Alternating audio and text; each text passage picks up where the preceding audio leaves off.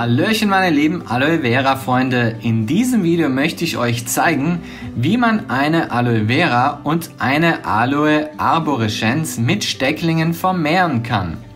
Aber zuvor ein paar grundlegende Infos. Die Aloe kann über 3 verschiedene Möglichkeiten vermehrt werden, beziehungsweise sie pflanzt sich auch selbstständig fort. Die erste Methode ist das Vermehren durch Stecklinge, welche ich euch auch gleich zeigen werde. Dann gibt es die Möglichkeit, eine Aloe-Pflanze aus Samen zu züchten. Dieser Weg ist aber ein sehr langer. Die dritte Möglichkeit wäre, dass man die Aloe über Ableger vermehrt. Im Grunde ist so ein Ableger eigentlich die natürliche Reproduktion der Pflanze. Sie bildet circa nach dem 2. Jahr kleine Babypflanzen neben der Mutterpflanze hervor. Das sieht dann zum Beispiel so aus. Bei der Aloe arborescens machen wir uns dann später auch die Ableger zunutze. Wie gesagt, jetzt zeige ich euch aber erstmal, wie man mit Stecklingen vermehrt. Dazu verwendet man die Blätter der Pflanze. Man sollte schöne Blätter auswählen, welche keine Macken haben. Und was auch ganz wichtig ist, man sollte sie ganz am Blattansatz abknicken. Eine Mindestgröße von 10 cm ist wünschenswert. Warum? Das erfahrt ihr später. So, jetzt werde ich hier mal 2 Blätter abernten. Ganz vorsichtig am Blattansatz abknicken. Jetzt ist ganz wichtig zu sagen, dass man die Blätter nicht sofort in eine neue Erde stecken darf.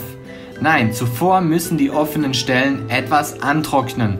Das dauert in der Regel 2 bis 3 Tage bei Zimmertemperatur. Dazu legt man sie einfach ins Haus. Ich lasse sie in der Küche auf einem Teller trocknen. Das ist wichtig, damit keine Bakterien oder Pilze in die offene Stelle des Blattes gelangen. Bei dieser Methode hat die Aloe arborescens auch einen Vorteil. Ihre Blätter sind dünner und trocknen besser ab. Die Aloe Vera vermehrt man im besten Falle über Ableger, aber man kann es auch so machen. Wie geht es nun weiter? So, wir brauchen 2 Pflanztöpfe, geben dort Kakteenerde hinein und stecken nach 2 Tagen die 2 Stecklinge gut hinein.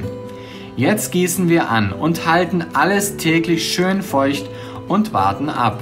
Nach ca. 30 bis 40 Tagen bildet die Pflanze ein stabiles Wurzelwerk und man kann einen kleinen grünen Sprössling entdecken.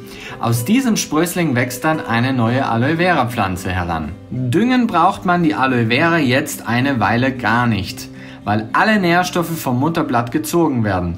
Sobald dieses verwelkt ist, sollte man dann selbst anfangen, die Pflanze zu düngen.